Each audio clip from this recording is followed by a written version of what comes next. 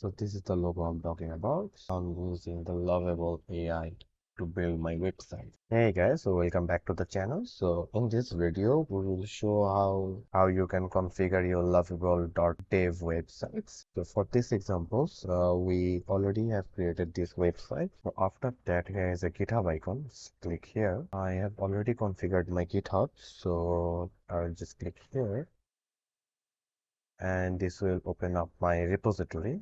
Just click on the code, copy this HTTPS, go to your file directory, right click, open terminal, say git clone, paste the URL, and this will give you this page.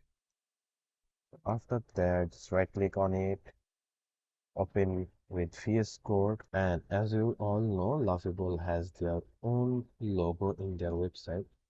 So let's say, this logo will be integrated with their website. So how to change that? So I'm using my image for the website. So I have renamed this one as favicon.ico.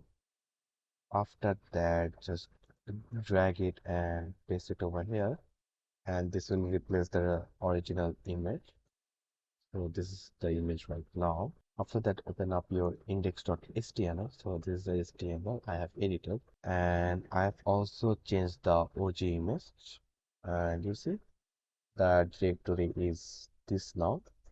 So /favicon. So this is a home directory, so that's why I have called this one. So let me save everything. So I have saved everything. You can open up your terminal and type npm I. It will install all the dependencies. Okay, so everything is done. Now type npm run dev. So it is running. Okay, let's go with the name. Okay, you see the logo is changed now, and we are seeing our website, and it is pretty clean. Let me open the website in Google Chrome. So this is the logo I'm talking about. So yeah, the title is changed and everything looks clean.